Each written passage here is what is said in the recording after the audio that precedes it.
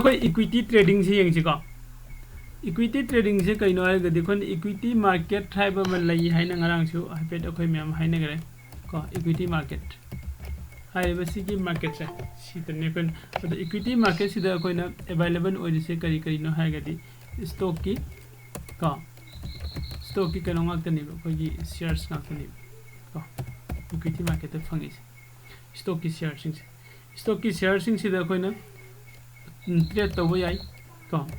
Trade से क्रम मखन की ट्रेड जाबनो है कांदा को ट्रेड से ओनली कनो खक्तनी फंगी से टू टाइप्स को टाइप्स अनी खक्तंगी ट्रेड फंगी को हारिब टाइप्स अनी से कइनो है कांदे कोना एमआईएस हाइब लेरे ngरang su koi nei na gare na tha intraday है तो intraday को intraday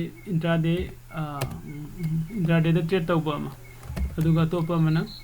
की लॉन्ग टर्म को लॉन्ग टर्म का सिना सुने सीएनसी है अदु सिदा कोई इक्विटी दे ट्रेड तब से सिना ख्वाइदगी हेना सेफ होय को खोइदा सिदासु कोइना सिदा से सपोज लॉन्ग टर्म सिदा कोइना सीएनसी दा लौसिलगा थमगा को अदुगा इंट्राडे दा पैसा खरा लुपा लिसिंग अमा कइमा चौंगा चुक हापचिलगा प्रैक्टिस सम तौबा आई पैसा दी यामना फंगबसु आई फंगदबसु आई गी फंड गी मतुंगिना आई फंड दा डिपेंड तौरे को अखोने लॉन्ग टर्म दगी कनो दा पैसा लोगी हारेगदी लॉन्ग टर्म दा हारे कांदा ngसागी प्योर लॉन्ग टर्म दुदी सही मंगा सही तरा सही त्राउंगा दा थमनबदुनि को अदु नतबा अइना हाइसिना लॉन्ग टर्म के दी सीएनसी दा लौसिलगा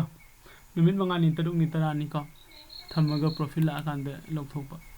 अदाइन तंबो याई को अदुगा सी तौना एमआईएस दा प्रैक्टिस तौ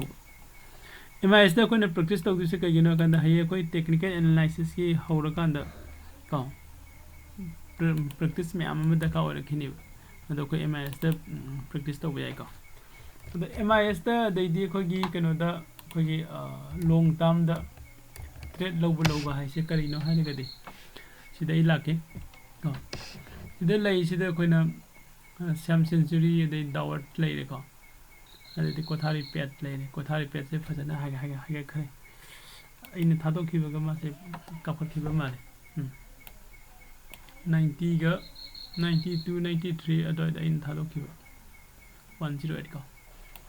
सिगी कोथारी पेट से दई बाय तौरगा को एंट्री तौगे खलसे अदुदी आइगी जेरोदा अकाउंट सिगी मतुंगिना कोथारी पेट से दई माउस ओवर तो कांदा बाय बीएन थोरैसे सि बाय नि को एसेंशियल बाय सिदे संगे कांदा सिदे लेरे इंट्राडे हाइबम लेरे अदुगा लॉन्ग टर्म हाइबम ले को लॉन्ग टर्म से सीएनसी नि cash and carry intraday MIS है सिना मार्जिन इंट्राडे स्क्वायर ऑफ 5 नि को स्क्वायर ऑफ 5 दी एग्जिट तौबदुनि को अदु सिदे लेरे आइना सिदा सीएनसी दा लेरे कांदा को सीएनसी दा लौबसे को आइना क्वांटिटी से खराम लौसिले खलसी थाउजेंड्स का लौरे खलसी को थाउजेंड्स क्वांटिटी लौरगदी आइगोम द 10 पॉइंट्स फंगबा मतमदा आइगे प्रॉफिट से 10000 दी फंगनी नरा को अदाइना अदुगा 10 पॉइंट लॉस आइदी 100 अगर 10,000 कनो लॉस ओइदुइनी अदुबो इना 10,000 लॉस ओइरे हाइना आइगी ट्रेड से एग्जिट तौथोगदि आई लॉस ओइरे नचा अदुगा एग्जिट तौथोक्तगदि थुम थमगदि आई लॉस ओइरोय नोंम प्लस आइदी नोंम खोगी प्रॉफिट लाखबो कनो से ngairaga प्रॉफिट लाखन थादोपिबा लॉन्ग टर्म द सीएनसी दे लौरगदि अदु सिदे एमआईएस दे लौरगा इन ट्रेड तौरगदि कइदौगे कांदा सिददि को एमआईएस दे लौरगा इन ट्रेड तौगे हारगदि कनो म दका वरिबा आइदि ट्रेड से ngasi लौबो ट्रेड से ngasi लोसिंगदमनेबा को ओके अदु एमआईएस दे लौबगा लॉन्ग टर्म दे लौबगा अखोइदा खेनबा करी लेगे हारगदि को अइना लॉन्ग टर्म द ट्रेड से लौबा मतमदा क्वांटिटी अमदा को सिगी कनो सि यिंगसिबको quantity amada ina low matam sigi magi laiba price exchange price sini pdu se ko me mai sound lai ko Sanjit okay ai sound lag ta ba sa lai khalai okay adu sidai na long term de low matam di magi sigi kothari pet sigi magi 108.25 com rupees se exchange price ai p rega trade se low dini ko si p rega se low rani aduga aina low riba shares to ai gi oirani ai ko ai gi oirani means ai se company du ge se share holder oirani to company ge share holder ai se company du gi ownership phangba ga sa manarabne ba hai aina pai riba share se aina jondri ma khai di ai gi sum oirega laigani ko sian si sida adu asaina share am low matam da market ki hoji hoji lai ba current kana price ko exchange price se pi rega low dini 108 sida ko adu ga ina MIS te low ragadi ko intraday se de low ragadi jeng si ko aina intraday da kana se low ragadi kaigina ma thorok te okay tri karo se intraday p de male intraday p de kano se awe ko thari pe se intraday p de to pam de laksi chida wipro de last wipro intraday p dangan ko si de yang bio wipro da khoina ai long term de low ga thamge haragadi hoji leiriba market ki price 559.2 sida ai trade tawduini ai entry sida low duini ko aduga aina hariba aina low riba quantity masing do adu ai oirabne ba aduga mo khoina MIS ta intraday de low ragadi trade sing asi loisingadabane ko aduga khoi broker na khoi da kari kana ba pi ge harigadi to ani sigi difference ne lai se ko sebi gi rule gi matung ina khoi equity da khoina trade tawragadi ko sida 5x saiba am iri bisu 5x se kaina kanda 5x se leverage pi ri ko masagi 550 ga 9 pi ba kono se company gi share se aina 111 se puthoga aigi trading account gi si spend edi invest to thoga si trade to ya gane ha ko aduga sida 5x leverage hai bam lai se leverage se kari no ha gadi ko the company na kano na khoi da broker na khoi da mating pang bi rak pa paisa ni mai di 550 ga 9 hai 560 hai si ko 560 puthoga trade to go do the broker na hai se nang na intraday da trade tawragadi 111 se puthoga nang sigi trade se tawba yagani hai profit and the loss nangini I did just nangom the mating pang ma khaktani hore nang na profit to phanga ka da nangi profit to akhoi ni share tawga do leite natraga na nangi loss or ku matam da akhoi ni loss to fugat minaga do kam ta leite to broker na hai se yari ko mya aduna khoi na sigi leverage se khoi da dum lawraga asagi intraday da khoi trade to yai ko da kinam ta hangjoge ba au habiro long term da su share lai duni intraday da su share lai duni ba azda lai duni ba share ani ji khena ba intraday ka long term wa ke ani se khene se khoi na long term da low ba agi share se same company da low se matam sida long term da ina low riba share se de aigi ojerab ne ba aigi ownership phangam ne ba ko company ge di aina low ama inkhon ama leisilaga pata da aigi maming ontho thamba do duga sa manai ba long term da low ga thamba se aduga intraday da MIS da low ba sina hariba share se aigi oide ba aina ngasi khaktangi aigi profit oh hoi bandho low ba do hai ba share low san khoina low salaga chahi amani ga ubu do adu time ne magi period ama leidana nai lupa asi tawragadi koi semang bi gaine lei natra lupa lising tara kun biselaga handaki sahi sima low se in uba gaina paisa handok na da ba gaina ko adu gi time ne si intraday one day da loisinga da trend ni ina ngasi low trade singa si loisinga dom ne long term sidana ngasi aina trade low se punsi su pa tham ge su yai ba hayeng ai isa gi isu gi thanam ge su dum yai ba eko ado sida intraday ko nongmada loisin ge deba trade ni hari nongmada loisin ba hai sida indian gi khoi gi stock market ki timing hai ba ma lai ri ko indian stock market time si kamai na tawge hai kanda kana na phone dam la mi na just na samhe okay ko in india gi khoi gi indian stock market time ko ai sida irrigation stock market time se comment लगे कंदर 9 को 9 AM दगी ना कनो बोक्सी ने 4 PM बहाय रखी भाई 9 AM दगी ना 4 PM बोक्से stock market की मतम ने बको अदुबो सीसीदा अमुक अहुम दोना अमुक हाइदो रहीबो 9 को 9 AM दगी ना to 9:15 AM को सिगी मतम से कोई ना प्री ओपनिंग है खंगने मार्केट की प्री ओपनिंग ने को pre opening time pre opening से करीनो अमुकम कना जिंग मिनसी को अदुगा कोई ना 9:15 दगी को 9:15 AM to को 3:30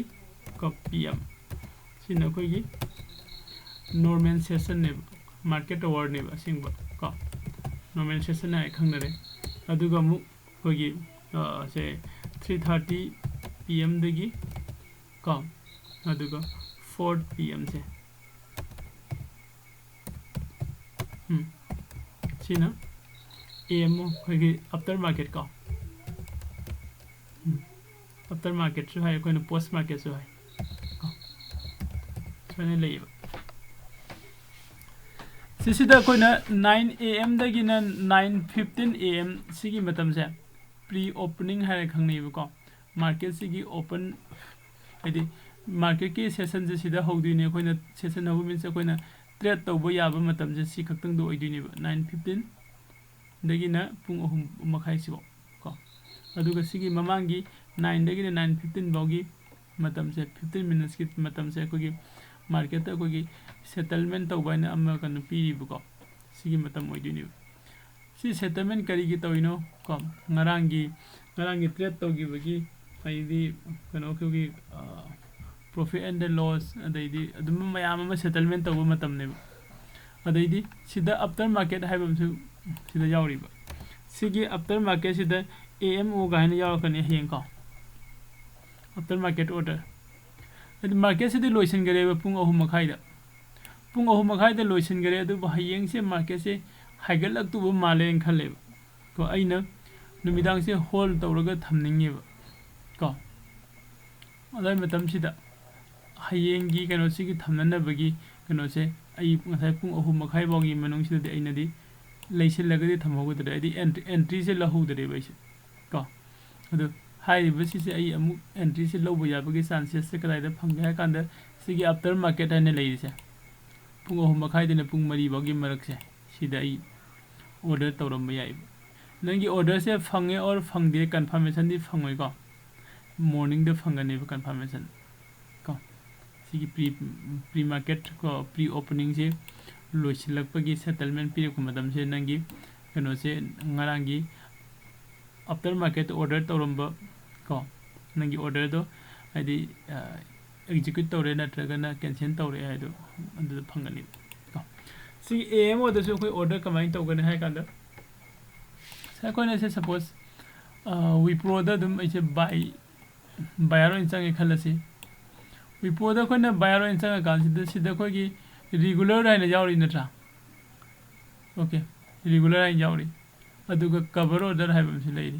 का सिसै हाइरके अदुगा सिदा AMO को after market order for the next day है ने लेमी सिदा ई ऑर्डर तो बो याइ को आइस बक हाइबम लाई मसि नामै याहोदम ने split and order into smaller orders okay मसि अनोवा हपसिलक माले आइस बक से हाना सिदा BC ओने लेरमेबा BC दे लको करे को si iceberg se ai karino jeng ke ko masi ngasi khakta ui ado koina sida AMO se sizinaraga hayengi market se ngasi order tawraga thanamba yai market hour natabada after 3:30 da ko aduga before 4 PM ga do fangi fangde confirm tawre ko ade ngarang ge khoina tamba matamda khoi wa discussion taw matamda Bombay Stock Exchange saiba ma National Stock Exchange saiba ma ani legi natra ado sita question am su lai oja sigi Wipro se ina laiba matam sida aise Bombay Stock Exchange tagi laigedra National Stock Exchange tagi laigedra haiba lai adugi answer sina ina haidu se nangna lining ba market amda layu kai su kai di exchange samad tawbada bu exchange ani dugi price to kenra magadi ahong bu layu haidu ni jani ko ado koina kamaina select tawdino haragadi sida lay atu aina BSE dagi laige haragadi BSE da hoji Wipro se 559.3 ni ba ko 30% ni ado NSE da na ko 20% ni ba ko kenera mi se in fee ge mu yeng se kyam kena ge na in fee da 48.65 48.55 ko ado maman khara yamba khogi kanogumba kari mami mu kausile ne ko gari tire ki company ka thai biro ne ai mami kausile is MRF ko MRF masidadi edi magidi stock ki price yam bani na sidadi difference yam urangani ba yengka 67,450 ani ka 67,447 dupa da khar khenai na tra adu da aina lining ba mafam da changsin daga lairu ba yai to adi sise sam na hai kan da aina se koi jum kum na batin behanam law hai daga so ai sida kumbi da gi law ba su yai moirang da gi law ba su yai fan dai law ba su yai na tra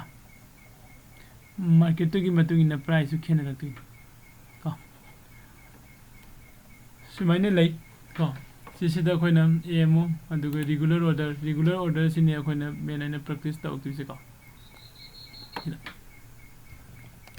okay mathang da khoi kana si jing mina singa sai gi khoina lai se kadai da equity market sida khoina MIS ta trade to bajai na trade long term da to bajai hare long term da trade se lawragadi aina ai punsi super thamasu yare hare to long term da khoina trade to sida kana ba se kai kana ba jing si long term sida aina trade se lawre to hai ba trade se law sida 20 years ki thame khala se ai aina first 5 years khatangi khalaga thame khala se 5 years ki aina law ba hai se to 5 years se loibaga masi yorga bani haiba laiteba just agi mind ko agi isa se hoji sahi tara sure hoji dimana sahi trauma sure ko matamda ko my class 10 exam tharani 11 12 ka ko da pasa khara changduri adu de share khara se sana sahi manga gi leise laga thamge na thamme to sahi manga gi leise laga na thamge na thamme se sahi manga phare hairaga ai jon da bajadi haiba laite ko sahi manga phara ko man 11 ka ko matamda ingomda paisa do dum magi sanga da do kona na leiraga dise sum thamba dum continue mung tawsing ba yai ko haidi sahi manga sina dum sahi tara thamgi bi yai kun thangi bi yai kun tha thangi bi yai ni pu thangi bi yai nangi apam bane okay sisi makana da ingomda ko haidi aina haidi hairiba shares to gi owners ai oirabni aina hek jon thoktori ba ai gi oina lei atuni long term de lowse si khaktang de natana khoina thabak tawbase khoina thabak tawbasing da ko hidi mayam employee sing na khangbam lei ko gi bonus ko koi ai jo ada Delhi da private job tawringai matam da ko sahi magi Diwali da bonus se sum fangi ayamana tha magi salary se pithoi ko aduga khara kano tawdaba hidi mogi turnover khara fajadaba dana paisa oina tha magi kano sinata bada paisa oina khara piu se ko अदाइन तौरगा सिदसु अखोने long term द लेरगा थंबसे सिदसु सही अमगी को नत्रगा कंपनी दिगी मतुगिना हाफ ईयरली नत्र क्वार्टरली बोनस से पीव को सिदि बोनस ती हाइदरे को बोनस हाइगदि पीदरे सिदे करी हागे कांदा डिविडेंड ट्राइब स्टॉक की डिविडेंड सिगी डिविडेंड से कनाना फंगदिनो शेयर होल्डर दुना फंगदिनि तो साइगी शेयर सो लेरगा स्टॉक द कनो द खोगी डीमेट अकाउंट दो होल्डिंग तौरगा थमिबा मपुदो दुना फंगदिनि से डिविडेंड से क्या मुका फंगनगे है सपोज अइना अइगी कनो से 50,000 शेयर से लेरगा थमे खनसे एग्जांपल नोइना को अदो डिविडेंड से रुपा 10 खक पीरे खनो को सही मरी डिविडेंड रुपा 10 खक सही मगे पीरे क्वाइसे अइगी कनो से यामना 50,000 ओइबनिना को 50,000 इनटू कनो से लागदे 5 लाख मु योगा तवे को इन सही मदा इंगम द बोनस द 5 लाख की चांग सिने फंगतुइ क्वांटिटी से यामना लेरगा सिकनो सि चावरगदे को अदो हजिकी एमआरएफ तो यामना थिना हाई दगरे को से मा हजिक लेरिबा एमआरएफ से याम कना हाई दगरे सिदि हाइदि हंदकी 2020 लोसिलकपा 21 होगलक पोरंगने अदाय मतम मा से 98 को 98,000 क्लोज तौरबने को इ मंथली द लाखि जिंगसे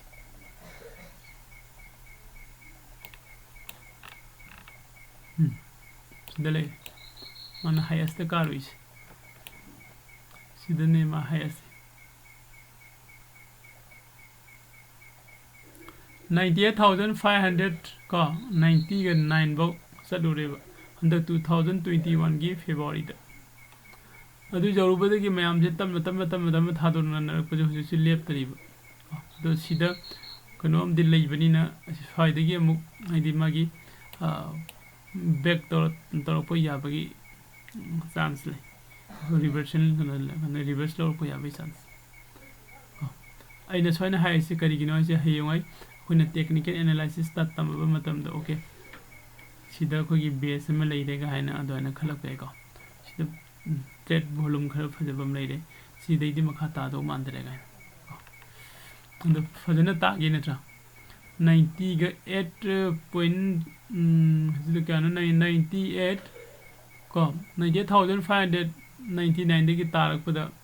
67,000 द लेने पूरा 1000 सने में तारैसे लुकम मरक सिदा सुम क्वेश्चन गुम हंगनिंग नत्रगा शेयरिंग तौनिंग बा यावरगसु दुम तौबिरो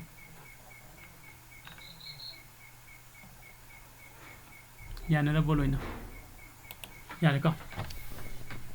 दुदे कोई मखा तारक होइना से मुजंग मिना से IPO से इनिशियल पब्लिक ऑफरिंग का IPO से कई मुजंग मिना से IPO से कोई न करीनो है कांदा से कंपनी अमगी शेयर्स है को हजे कोई न सिदे जेंगी सिंगे शेयर्स गातने को सिदे लेरि सिंगे से विनसम टीएक्स की शेयर्स लेरि रिलायंस की TCS की को इनफी की नत्रा हाई सिंगे कंपनी सिंगे शेयर गातने SBI की लेरि ICICI बैंक लेरि को अदैदि से अइने स्वाइदा सुम सेविंग कनो तौरगा थंबा मयाम अमा लेरि सी खक्तंग नतबदा अतोपाइदि thousands कंपनी निबको खोगी स्टॉक एक्सचेंज सी मनुंग स्टॉक मार्केट की मनुंग दे लेइबा कंपनी म्याम को हाइरिबा कंपनी सिंगसे मोइसी खोगी स्टॉक मार्केट सिदा मोइना फर्स्ट टाइम मोइनी इहान हान बोइना मागे शेयर से लॉन्च तौबा हाइबा मतम अमा लेइरिबा को अदुगी लॉन्च तौबा मतम से सिसिनिबा कोना IPO हाइरिसे को से सिदा होजिक यामना सरप्राइज याम नंगक कनो द AWL हाइने सिदा कंपनी में जाओइसे माइ चार्ट से जेंगसिबको सिसे था अहुम फादरिबनि असिंगबदि को अदो होजिसे एप्रिल गा होजिलगो था अहुम द आइदि मासे कोगी स्टॉक मार्केट मागे शेयर से लॉन्च तौरको से था अहुम नंगाइरिबा ओके फेब्रुआरी ने मार्च ने जी एप्रिल लोइदरी को माना लॉन्च तौरप मतमदा रुपा चनी के कुंतरेत लॉन्च तौरपने को हदी लिस्टिंग तौरपने चनी के कुंतरेत लिस्टिंग तौरपसिना था अनी मखाइसिदा माना कहा कइसे रुपा चट्रु के कुंठा तरुक जौबरे तो सुमाइना AWL से सुमाइन तौरगा अतोप कंपनी मयाम अमसु हजिक लाकदवै ngairaga leiriba को कनदा खोगी IPO अदुगा हजिक खरा अमसु इन खनबदा IPO दम हजिकसु लांबा याय को अदो IPO से अखोय कदाइदगी फंगिनो कमाइना फंगिनो हाबिसु येंगसे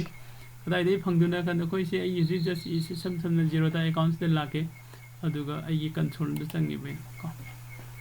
Zerodha अकाउंट संगगा कंसोल द संगे कंसोल द संगा मतुंग देदी अखोगी पोर्टफोलियो द संगबिरो दुगा सिदा IPOs लेरे IPO सिदा को IPO मैम दी सिदा कृष्णा को DF क्लोज वगैरह है रे कंपरंदा क्लोज वगैरह क्लोज वगैरह IPO मैम हम ले असिना तब अपकमिंग IPO से ले अपकमिंग IPO जो हजी मैम ना ख्वाइदगी हॉट ओइना ngaine से कर कइनो दी LIC ने लाइफ इंश्योरेंस को LIC मसी अदि LIC की से कोई हंदकी एप्रिल लोइसिलकपा स्वाइबाउदे लाखो याबै चांसेस लई हाइना हाइबनी को LIC सिदे कोई प्रॉफिट से फजना पीगने ने खल्ले ने खनबदा दो कनागुंबा IPO लौरगा थमनिंग मी लेरगदी LIC की IPO से लहोनबा रेडी तौबा याय को अदो IPO लौबगी कानबसे करिनो अदुगा मेदी अइना अमाउंट से कयाम जामना को IPO से दई इन्वेस्ट तौदिनो हाइबदा अदुसु यिंगसी को से खुद मयकान सिगी रुचि सोया हाइरे रुचि सोया को माय स्टेटस नमके माने स्टार्ट तौरको से मास की तांग कुनगे मरीदा मास स्टार्ट तौवे ऑफर से अदु ऑफर स्टार्ट आइसे माने अखोइना IPO से लौबो याबगी को मतम दुनी को IPO से अखोइना लौसिलगा थंबा याब से IPO अखोइना लैब याब मतम से नुमि हुमनी खतंगी मतम पियो तो नुमि हुमनी खतंगी मतम पीगने हाइबा नुमि हुमनी सिदा अखोइना IPO से लौसिंगदमने तो अदुगा मागी अलॉटमेंट फाइनलाइजेशन हाइबम लैदि IPO लाखो खुदिंग मा अखोइदा फंगनी हाइबा लैते को डिमांड से याम यामागदी IPO से लकी ड्रॉ तौरगा पिरे लकी ड्रॉ द ममिंग फावबसिंग दो अदिदो इदि मंगम द IPO द फंगदिनि को IPO फंगे और फंगदे दो सिगी अलॉटमेंट फाइनलाइजेशन सिगी कनो सिगी ओइना को अप्रैल की तंग मंगा से खंगदिनि मास को अदुगा मु रिफंड को इनिशिएशन असै कगुंबा सि फंगगदी को असैगी अखोना IPO से इन्वेस्ट तौबा मतमदा पीगदौर पैसा से कमाइन तौगे कांदा IPO से इन लौसिलगा थम्मे अइना बुक तौसिलेबा अइसु लौगे हाइन बुक तौबा मतमसिदा अइगोमदा IPO से फंगदरी बाउदी हाइरिबा XYZ कंपनी सिना सेबी की रूल की मतुंग इना अइगी अकाउंट सिदा अइने इन्वेस्ट तौगदौर पैसा दो अइगी बैंक अकाउंट मनुंग सिदा ब्लॉक तौसिलगा थम्मेबा पैसा से पूरा ट्रांसफर तौथोक्ते को अइगी बैंक अकाउंट मनुंग सिदा ब्लॉक तौसिलगा थम्मे अदुगा हयेंग अइना अइ IPO से फंगगदी ब्लॉक तौरगा थमंबा अमाउंट दो अइगी अकाउंट दगी ट्रांसफर तौगरे फंगदरगना ब्लॉक तौरगा थंबा अमाउंट दो फंड दो अनब्लॉक तौबिरे को सिगी रिफंड इनिशियलाइजेशन डेट अम पीरिस अदि मतुंग द डीमेट ट्रांसफर को मासिदा डेट 7 ने पीरी दो लिस्टिंग डेट 8 ते पीरी गो सुमाइना अदो सिगी कंपनी हाइरिबा कंपनी से रुचि सोया से डेट 8 ते लिस्टिंग तौगरे हाइबनेबा को अदुगा मासे लिस्टिंग दो तौबा मतम दुदा आदि प्राइस दो प्राइसिंग सिका प्राइस की रेंज से मासे मयाम न लौन गई से 650 द IPO से लौगी बने अदो सिगी IPO 650 द लौबा IPO से अदो माने लिस्टिंग तौबा मतम द कया द तौगी बयिंग सि प्रॉफिट एंड लॉस चेंज से का हांगुम द लौर किसे ले IPO से listing तौदरिबे मखैदि सिदा stock market की मनुंग फंगोय को listing तौरबा मतुंगदा listed तौरबा मतुंगदा stock market की मनुंग फंगने अदो सिदा सिगनो से रुचि सोया से डेट होजिकी क्या दनो listed तौगिबदो को अदुई मतुंगिना सिदा फंगे को अदो इसी ए तौसिलागे बस लिस्ट येंगसे मा हाइगलमी से कमाइन तौबने 1 minute daily सात जिंस कहीं ये रुचि सोया से सोई रहो दिरु रुचि सोया ना वो हांगा बमाल ओका रुचि सोया की IPO 32 चिदनी एप्रिल के तांग निपान मागी कोट अमर लाम दो माले रुचि सोया की IPO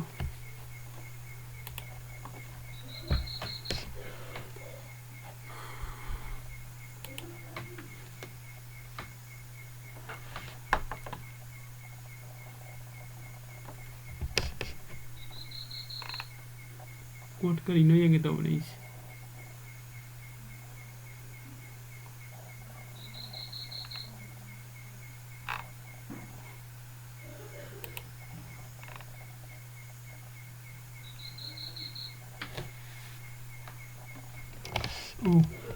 यम वांग न ओपन तौगिबा मालियो रुचि सोया दो मसाई की IPO लाखिबदुना कनोदो लाखिबने लुपा क्यादा लाखिबनो कोई येंगिबदो 20 गा कनोदा 650 दा 650 दा IPO से सेल तौरपसे मार्केट दा ओपन तौबदा मागी प्राइस से फजना वांग न ओपन तौरेबा को अदो हजे हजे मागी प्राइस से 952 जौरीबा रुचि सोया द माय कोर्स से तो येंगे तो बने तो कदाइदगी फंगनी कोर्स इंजन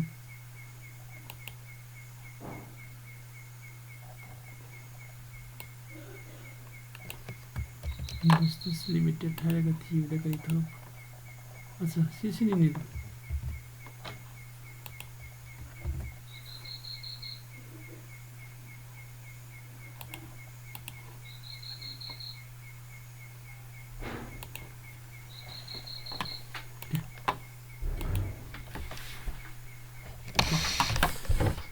निवे अमा बोरे अइन मयाम दा हाइनिंग सिंग सही खोना IPO से ओपन तौरप मतम दा खोई IPO दे इन्वेस्ट तौब याई IPO से इन्वेस्ट तौगदौ फंड से हदि IPO से मखर नि थोई फंड खर चावबा मा दुगा खर पिकपा मा खर पिकपा मींस खोगी बजट ता लाकपा खर पिकपा से अप टू 15000 सिदा कनो से लाकने को 15000 दा को 15000 से खोने invest तौसिल लकांदा within 2 weeks ko 13 days mu hairo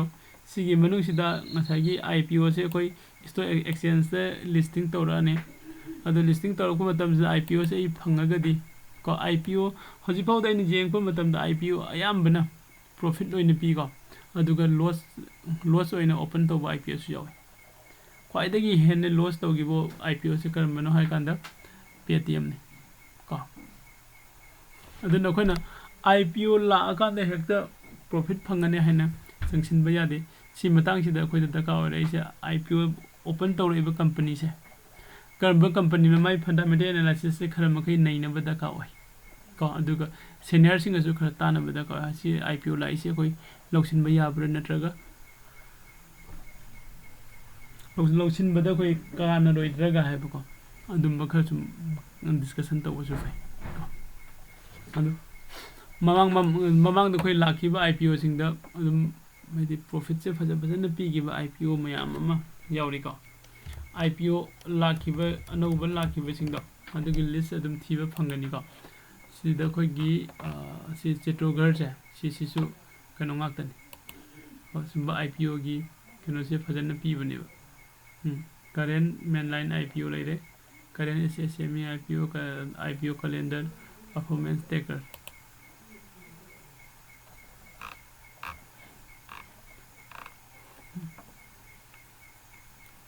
April 8 दा Lucy Soya Industries Limited का से open तौरे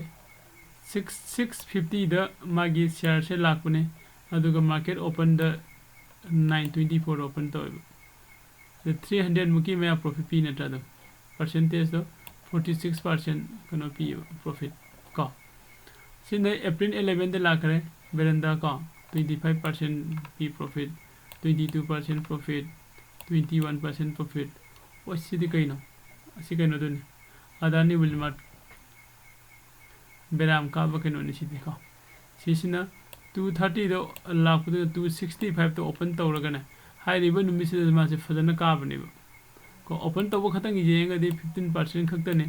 अदु हजिब फाव वो थम अगदी 176% का था अहुम सिदा था अनी मखाई सिदा 176% से मा प्रॉफिट पी गया है बने so 2022 gi dai de kon IPO se yengning ba mayam ma lei ko ado mayam da ina am ko mo hane repeat ko kaw gi dana ba mayam da haining se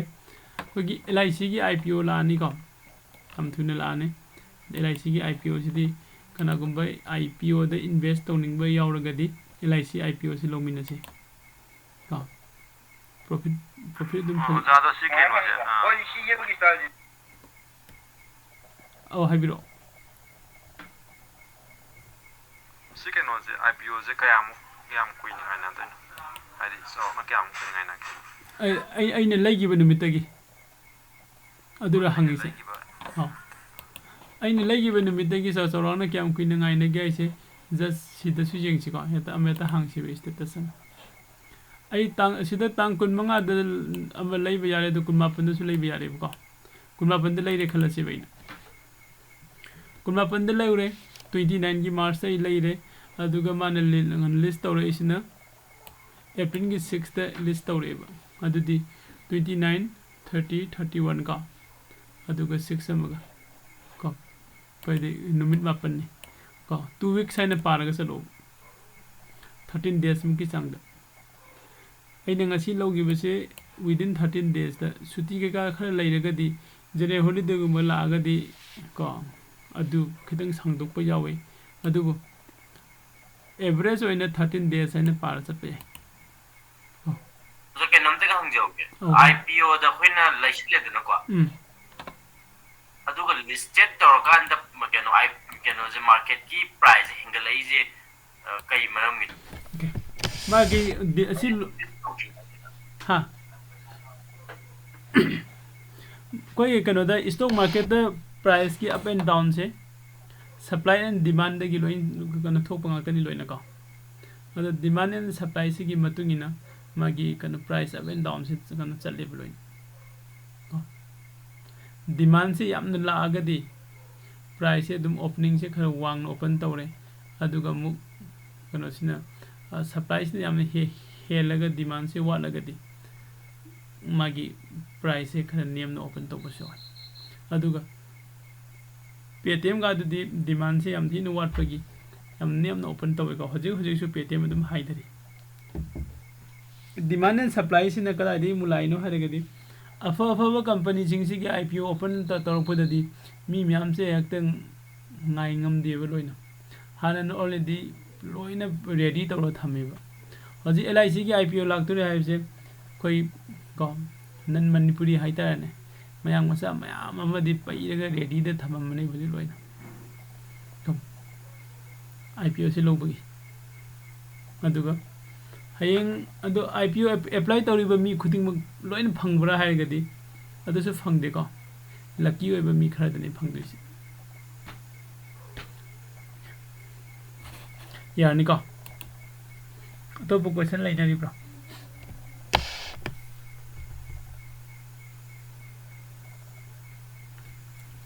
लेत्रब माले okay द LIC से को यंगमिना से हजे हजे मासे to be announce हारगा लेरी को अतै थोइदोप न से लागतरी अदो इना मासे मागी न्यूज़ का पाबददी दकी अप्रैल की लोइसिलक स्वाइ बाउददी मा IPO से ओपन तरोक याय है को बसन तरोकते खलसे को कनोदा फगी मेददी सोइदने लाखने से खल खले मागी कनोसिसु अखोना फाइनेंशियल को स्नैपशॉट है ना सिदे पीरे से सुबह सुम येंग बुझाई IPO की को मागी रेवेन्यू सी येंगो 2019 की को 2020 की को 2021 की हेंगलक पंगाक्तनेबा 57 दगी 64 जौरे 64 दगी 70 इंक्रीज तौरगा सुंबा कंपनी सिनेबा खोना IPO ला कांद लौसे नंगाइना दुइस ओके आइदि मागी टर्नओवर से सही मगी फजने लापसिंग से अदो पेटीएम द सोगे से कदाइ द सोरे मिनो कांद पेटीएम सिदि आदि मागी ममिंग से मयाम द खंगहनब होनबदा ऑफर गतंग तौरगा अदुम लैरंबा मागी कनो सिदि अदुगी मतिक को कनो से लेबिलिटी से यामना वांगना लैबा कंपनी मो ओइरमेबा अदो पेटीएम से मयामना पाइनरमी सिजु कदाइ दनो हाय कांद मागी ऑफर मयाम द फंगहनबगी पाइनब ओइरमेबा द कंपनी मसा मकी मुजे कांद दि ऑफर मयाम द तौननब होनरबगु मतमदि मागी पैसा से हंजन सही खुतिंगी पुथरगा अदुम लॉस ता अदुम चटप कंपनी ओइरमेबा को अदो सुंबा पेटीएम गुमगा इदि कंपेयर हाइबे तौरो जे कांद दि LIC सिदि मयाम से न खंगिदुनि को सिदसु हुजे खोने उरि से मागी सही अहुम को कंटिन्यू इन मागी कनो सिदि हेंगलक पंगाक्तने बलोइन अदो सुंबा कंपनी से कोई थादबा याई IPO से लौबा याई क्वेश्चन नंबर ओजाई IPO से लौरगा आइना हयेंग IPO जी कोई कनो से लिस्टिंग तौरको मतमदा लिस्टेड तौबा मतुंग सिदा आइना आइगी शेयर से जोन थोक्तना आई अदुम कुइना सही मंगा तरुक थंबा याबरा हरसु याई को सब माने आइना लौइदो लोंग टाइम द लौबने आई सही मंगा तरुक तरे निफाल पन तरा सही कुन कुठा आइना थमनिंग मखै थंबा याई को दई अतोपा मसु हजिक इंडिया की नंबर 1 कंपनी से रिलायंस न ओइना था नादा कोइन येंगबदो मार्केट की कैप येंग कांदे रिलायंस न टॉप ओरगा लेइनि को मदो हजिक LIC सी की मागी कनो से लागदी को IPO से लाब मतुंग रिलायंस तगी IPO न मथक ते हेंगलप याबगी चांसेस सम वांग लेइबने को हेंग IPO ला कान येंगसी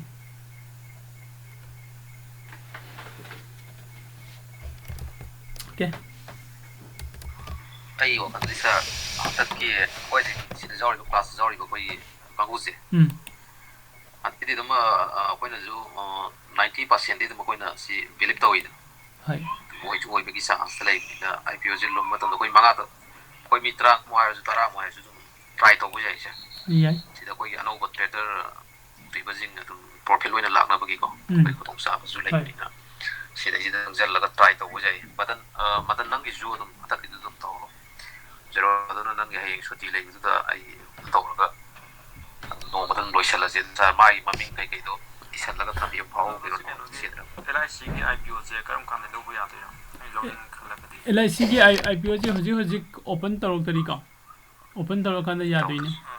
दुम ग्रुप त कई दुम इंफॉर्मेशन लाकने अखोय क्लास तौरिंगे मनुंग सिद ओइगने खले खनबदा विदिन द हंदक एदि था विदिन 30 डेज मुक सिद मासे लानेबा IPO से LIC की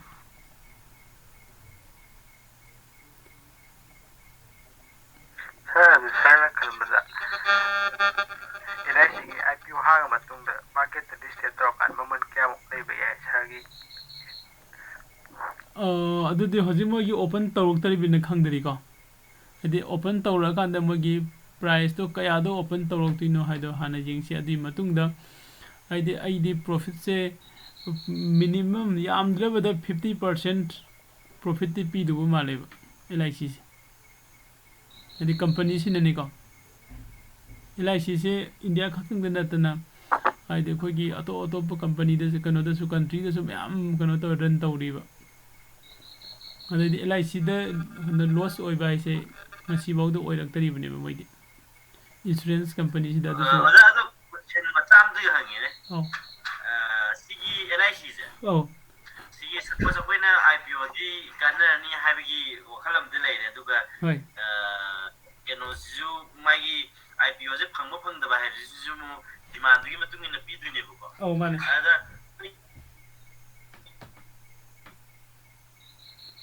Madan Madan is how like it. ꯍꯥꯏꯕꯒꯤ ꯄꯣꯠ ꯑꯃꯗꯅꯤ Amtaga repeat. Oh, internet. ꯀꯩꯅꯣꯗꯣ ꯍꯧꯖꯤꯛꯀꯤ ꯍꯥꯏꯕꯗꯤ ꯑꯩꯈꯣꯏꯅ IPO ꯂꯩꯗꯣꯏꯅꯤꯗꯅ ꯍꯜꯂꯣ Oh, tari. ꯑꯗꯣ IPO ꯂꯩꯕꯁꯤꯗ ꯑꯩꯅ ꯑꯃꯨꯛ ꯄꯥꯈꯠꯂꯤꯅ IPOꯁꯦ ꯀꯥꯟꯅꯔꯅꯤ ꯂꯧꯍꯧꯔꯒꯦꯅ ꯈꯟ ꯇꯥꯔꯒꯁꯨ ꯄꯩꯁꯥꯁꯤꯗꯤ ꯁ꯭ꯇꯣꯛ ꯇꯧꯔ ꯊꯝꯈꯤꯗꯣꯏꯅꯤ ꯑꯗꯨꯗꯨꯒ ꯍꯌꯦꯡ IPO ꯀꯩꯅꯣ ꯁ꯭ꯇꯣꯛꯁꯦ ꯂꯤꯁꯇꯦꯠ ꯇꯧꯕ ꯃꯇꯝꯗ IPOꯁꯦ ꯐꯥꯎꯗꯕ ꯍꯥꯏꯕ ꯑꯃꯁꯨ ꯂꯩꯗꯣꯏꯅꯤꯀꯣ ꯑꯗꯨꯗ ꯑꯩꯅ ꯈꯜꯂꯤꯅ LICꯒꯤꯗꯤ ꯑꯦꯖꯦꯟꯁꯤ ꯍꯥꯏꯕꯗꯤ ꯃꯥꯒꯤ LIC ꯌꯥꯎꯕ ꯃꯤ ꯃꯌꯥꯝꯁꯨ ꯂꯩꯗꯣꯏꯅꯤ ꯑꯗꯨ ꯃꯣꯏꯗ ꯆꯥꯟꯁ ꯄꯤꯕ ꯄꯤꯗꯕ ꯍꯥꯏꯕꯒꯤ ꯄꯣꯠ ꯑꯃꯗꯤ ꯂꯩꯇꯕ ꯑꯗꯨꯃꯗꯤ ꯂꯥꯛꯑꯣꯏꯌꯦ LICꯒꯤ ꯀꯝꯄꯅꯤꯗ ꯗꯥꯏꯔꯦꯛ ꯑꯦꯝꯄ꯭ꯂꯣꯌꯤ ꯑꯣꯏꯅ ꯊꯕꯛ ꯇꯧꯕ ꯃꯤꯁꯤꯡꯗꯣ ꯀꯣ ꯑꯗꯨꯒꯤꯁꯨ ꯃꯣꯏꯁꯨ ꯑꯦꯄ꯭ꯂꯥꯏ ꯇꯧꯅꯔꯛꯀꯅꯤ ꯃꯣꯏ ꯀꯝꯄꯅꯤ ꯃꯅꯨꯡꯒꯤ ꯑꯣꯏꯅ ꯑꯗꯩꯗꯤ ꯁꯤꯁꯤꯗ ꯄꯕ꯭ꯂꯤꯛꯇ ꯊꯥꯗꯣꯔꯛꯏꯕ ꯁꯤꯌꯔꯁꯤꯡꯁꯦ ꯁꯤꯁꯤꯗꯤ ꯄꯕ꯭ꯂꯤꯛꯀꯤꯅꯦꯕ ꯄꯕ꯭ꯂꯤꯛꯇ ꯂꯥꯛꯏꯕ ꯃꯤ ꯃꯌꯥꯝ ꯂꯧꯒꯦ ꯍꯥꯏꯅ ꯂꯥꯛꯏꯕ ꯃꯌꯥꯝꯗꯨꯗ ꯑꯗꯨꯗ ꯂꯣꯏꯅ ꯉꯁꯥꯏꯒꯤ ꯗꯤꯃꯥꯟꯗꯨ ꯌꯥꯝꯃꯒꯗꯤ ꯂꯛꯀꯤ ꯗ꯭ꯔꯣꯗꯨꯅꯦꯕ ꯂꯥꯛꯇꯣꯏꯁꯦ ꯑꯗꯣ ꯉꯁꯥꯏ ꯑꯩꯈꯣꯏꯅ ꯁꯤꯗ ꯀꯩꯅꯣꯝꯗꯤ ꯂꯩ ꯑꯩꯅ IPOꯁꯦ ꯐꯪꯒꯦ ꯍꯥꯏꯅ ꯈꯜꯂꯒꯗꯤꯀꯣ ꯍꯥꯏꯗꯤ ꯍꯧꯖꯤꯛꯁꯨ 100% ꯐꯪꯒꯅꯤ ꯍꯥꯏꯕ ꯅꯠꯇꯦꯀꯣ ꯑꯩꯅ ꯐꯪꯒꯦ ꯍꯥꯏꯅ ꯈꯟꯕꯁꯤꯗ ꯑꯩꯒꯤ ꯃꯤꯡ ꯈꯛꯇꯪ ꯃꯤ ꯑꯃꯈꯛꯇꯪꯒꯤ ꯃꯤꯡꯗ ꯂꯛꯀꯤ ꯗ꯭ꯔꯣ ꯌꯥꯎꯍꯟꯕꯒ ꯃꯤ 4ꯒꯤ ꯃꯤꯡꯗ ꯂꯛꯀꯤ ꯗ꯭ꯔꯣ ꯌꯥꯎꯍꯟꯕꯒ ꯌꯦꯡꯉꯛꯑꯒꯗꯤ ꯃꯤ 4ꯗꯨꯅ ꯆꯥꯟꯁꯦꯁ ꯋꯥꯡꯉꯦ ꯅꯠꯇ꯭ꯔꯥ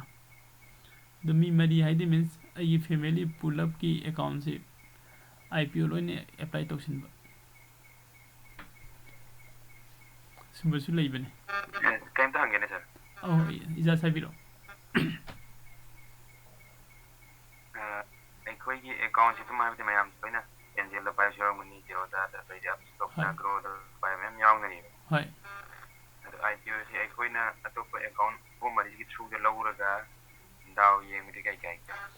ꯑꯦꯟꯖꯦꯟꯗꯩ ꯀꯩꯗꯩ ꯃꯌꯥꯝ ꯂꯧꯕꯗꯣ ꯑꯗꯨꯗꯩ ꯑꯣꯏꯅ ꯂꯧꯗꯦꯀꯣ ꯕꯦꯡ ꯑꯦꯀꯥꯎꯟꯗꯒꯤ ꯍꯥꯏꯗꯤ ꯅꯪꯅ ꯀꯩꯅꯣꯗ ꯖꯦꯔꯣꯗꯥꯗ SBIꯗ ꯀꯅꯦꯛ ꯇꯧꯔꯦ ꯈꯜꯂꯁꯦꯕ ꯑꯦꯟꯖꯦꯟ ꯕ꯭ꯔꯣꯀꯔꯗꯨꯁꯨ SBIꯗ ꯂꯤꯡ ꯇꯧꯔꯦ ꯈꯜꯂꯁꯦꯕꯀꯣ ꯑꯗꯩꯗꯤ LIC Blueꯗꯨꯁꯨ SBIꯗ ꯂꯤꯡ ꯇꯧꯔꯦ ꯈꯜꯂꯁꯦꯕ ꯑꯗꯨ ꯑꯣꯏꯇꯥꯔꯗꯤ ꯑꯩꯒꯤ ꯀꯩꯅꯣꯁꯦ SBI ꯑꯦꯀꯥꯎꯟꯗꯣ ꯑꯗꯨ ꯈꯛꯇꯅꯦꯕ ꯀꯥꯎꯟ ꯇꯧꯗꯣꯏꯁꯦ ꯑꯦꯀꯥꯎꯟ ꯑꯃꯈꯛꯇꯅꯦꯕ ꯃꯤ ꯑꯃꯒꯤ ꯑꯦꯀꯥꯎꯟ ꯑꯃꯈꯛꯇꯪ ꯑꯣꯏꯗꯣꯏꯅꯦꯕ ꯑꯗꯨꯗ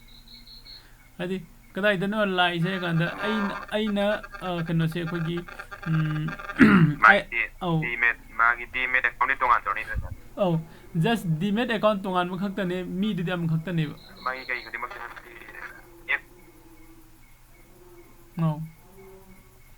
ꯍꯥꯏꯗꯤ ꯗꯤꯃꯦꯠ ꯑꯦꯀꯥꯎꯟꯗꯨꯗꯤ ꯑꯃꯈꯛꯇꯗꯤ ꯗꯤꯃꯦꯠ ꯑꯦꯀꯥꯎꯟ ꯇꯣꯉꯥꯟꯖꯔꯁꯨ ꯃꯤ ꯑꯃꯈꯛꯇꯅꯦꯕ ꯍꯧꯖꯤꯛꯇ ꯂꯥꯛꯏꯁꯦ ꯀꯣ ꯑꯗꯨꯅ ꯑꯗꯨ ꯃꯤ ꯑꯃꯈꯛꯇꯪꯗ ꯀꯥꯎꯟ ꯇꯧꯔꯛꯀꯅꯤ ꯀꯣ ꯑꯗꯨꯒ ꯉꯁꯥꯏꯒꯤ ꯑꯩꯅ ꯍꯧꯖꯤꯛ ꯍꯥꯏꯁꯤꯅ ꯑꯩꯒꯤ ꯃꯤꯡꯗ ꯑꯃ ꯑꯦꯄ꯭ꯂꯥꯏ ꯇꯧꯔꯦ ꯈꯜꯂꯁꯤ ꯑꯩꯒꯤ ꯅꯨꯄꯤꯒꯤ ꯃꯤꯡꯗ ꯑꯃ ꯑꯦꯄ꯭ꯂꯥꯏ ꯇꯧꯔꯦ ꯈꯜꯂꯁꯤ ꯏꯃꯥꯒꯤꯗ ꯑꯃ ꯇꯧꯔꯦ ꯈꯜꯂꯣ ꯕꯕꯥꯒꯤꯗ ꯑꯃꯨꯛ ꯇꯧꯔꯦ ꯈꯜꯂꯣꯀꯣ ꯏꯆꯥ ꯅꯨꯄꯥꯒꯤꯗ ꯑꯃ ꯇꯧꯔꯦ ꯈꯜꯂꯣ ꯑꯗꯨ ꯄꯨꯂꯞꯇ ꯑꯩꯈꯣꯏ 4-5ꯒꯤ ꯇꯧꯕ ꯌꯥꯕꯒꯤ ꯆꯥꯟꯁꯇꯣ ꯂꯩꯔꯒꯗꯤ ꯑꯗꯨꯅꯤ ꯍꯦꯟꯅ ꯕꯦꯇꯔ ꯑꯣꯏꯕ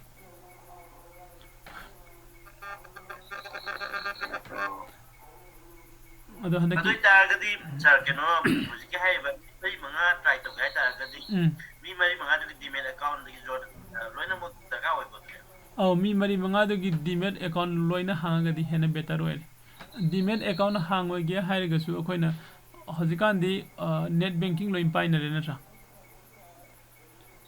ꯅꯦꯠ ꯕꯦꯡꯀꯤꯡ ꯂꯣꯏꯅ ꯄꯥꯏꯅꯕꯅꯤꯅ ꯕꯦꯡꯛꯇꯨꯗ ꯆꯪꯉꯀꯥꯟꯗꯁꯨ IPO ꯂꯩꯕ ꯌꯥꯔꯕꯅꯦꯕ ꯀꯣ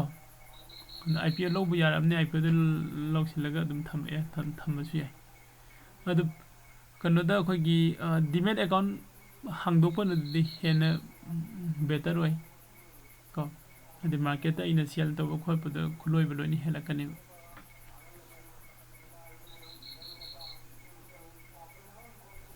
ꯁꯔ ꯉꯁꯥꯏ ꯏꯟꯇ꯭ꯔꯥꯗꯦꯒꯤꯗ ꯁꯔꯅ ꯇꯥꯛꯄꯤꯈꯤꯕꯗꯣ ꯃꯣꯏ ꯄ꯭ꯔꯣꯒꯤ ꯃꯃꯜꯁꯦ 560 ꯑꯣꯏꯕꯗꯣ ꯑꯩꯈꯣꯏ ꯕ꯭ꯔꯣꯀꯔꯒꯤ ꯂꯦꯚꯔꯦꯖ ꯄꯤꯔꯀꯥꯟꯗ ꯂꯨꯄꯥ 111 ꯈꯛꯇ ꯄꯤꯔꯛꯑꯦ ꯑꯗꯣ ꯑꯩꯈꯣꯏꯅ ꯁꯦꯜ ꯇꯧꯅꯤꯡꯉꯗꯤ 560ꯗ ꯑꯗꯨꯝ ꯁꯦꯜ ꯇꯧꯒꯗꯣꯏꯔꯥ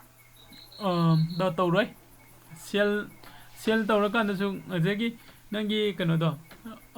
560ꯗ ꯍꯥꯏꯕ ꯌꯥꯏꯀꯣ 560ꯗ ꯑꯩꯅ ꯂꯩꯔꯦ ꯈꯜꯂꯁꯦꯕ ꯑꯩꯅ ꯕꯥꯏ ꯇꯧꯔꯦꯕ 560ꯗ ꯑꯁꯦꯡꯕꯗꯤ ꯑꯩꯅ ꯂꯩꯔꯤꯁꯦ 560ꯗ ꯂꯧꯕꯅꯦꯕ ꯑꯗꯣ ꯑꯩꯒꯤ ꯄꯣꯀꯦꯠꯇꯩꯗꯤ ꯂꯨꯄꯥ 111 111 ꯈꯛꯇꯪ ꯄꯨꯊꯣꯛꯄ ꯑꯋꯥꯠꯄꯗꯨꯅ ꯕ꯭ꯔꯣꯀꯔꯅ पुथोपिरक्तोइनेबा को 560 दैने लौरे मार्केट से हाइगलगा 570 जौरे खल्लसिबा 570 जौरको मतमदा आइगी प्रॉफिट लुपा मंगानी नत्रा लुपा मंगा द आइगी प्रॉफिट ओरनी आइने एग्जिट तौबदना 570 दे तरोमदबा को नै क्वेश्चन चुम्मी को अदुगा मु कइगुमा 560 सिदा आइने लौबसे डाउनलोड द लाए 550 द 100 खल्लसिबा लुपा 10 माइनस चलेको 10 माइनस अदुगी चलिबा लुपा 10 माइनस ता अदुसु आइगी कनो ngसागी 111 पिगिबदो अदुदगी काउगनेबा ब्रोकर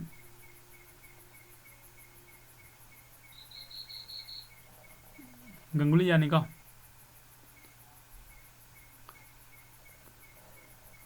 सर ज्ञान तारनी हाय बिदोनी मैम कनो तो ब्रो IPO का लौब यावग्रब ममंगदा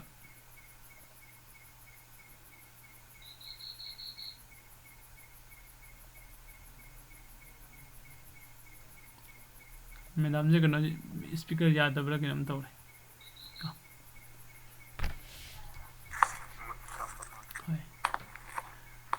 अतई कना कना क्वेश्चन हंगनिंगबा लेनरिबा SH थारिजरा हा औबान SH ai jo asi live trip tawjira na pukhai pungam to ju tawjira no za da photo we toromani Zerodha da hapsal la kha tawgi hayeng to minase hayeng di expiry date su ai hayeng expiry date su ai adu hayeng dia tawal hayeng je date 14 hayeng trading leba hayeng manipur gi di cheraw leidna adu jene holiday da jaw bro I check to dini check to mi yaw ne bro sir loya man thar par yaw oh sir hayeng chuti ne okay adu di chuti ore man ene jene holiday ai di hay holiday ore ai di hayeng di expiry date ni gaina haraw leiraga du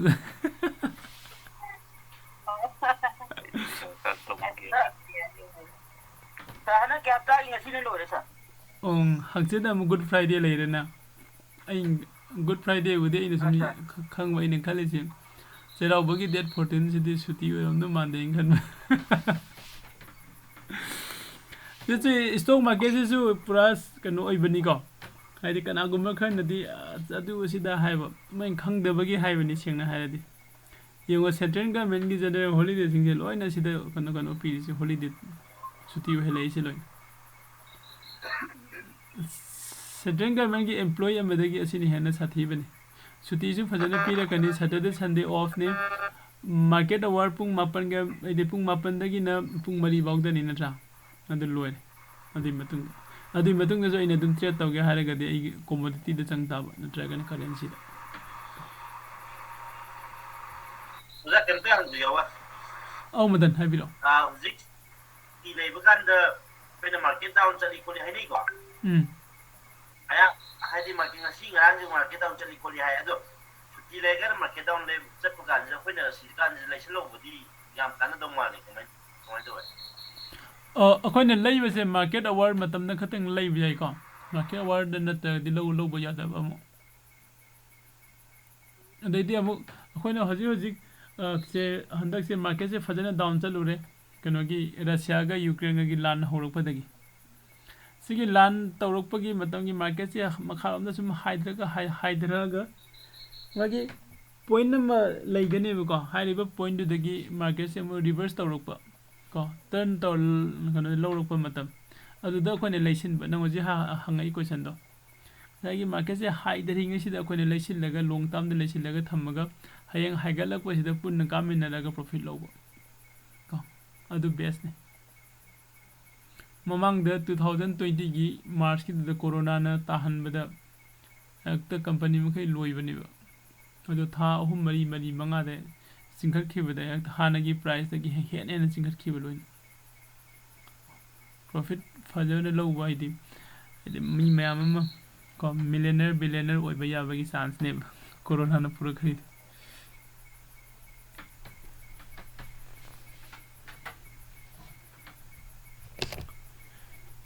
Further the ma'am, Lucy, let's run a city side.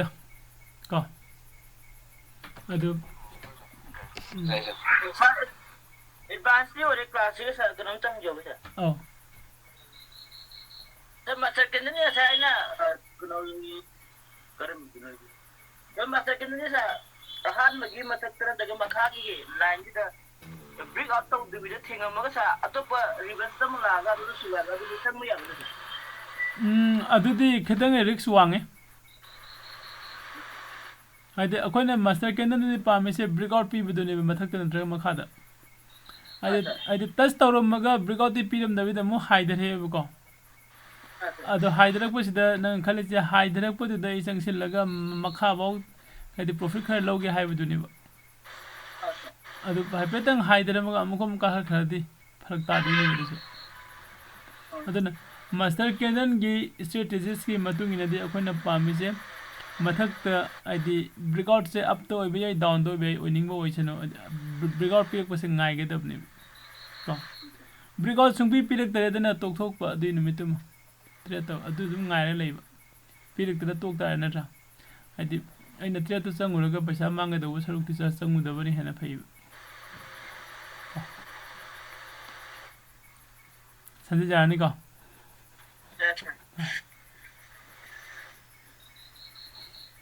Dudi, lo sila si ma'am ko. Good night ulit si nga si. Bye, sir. Good night. Good night, good night.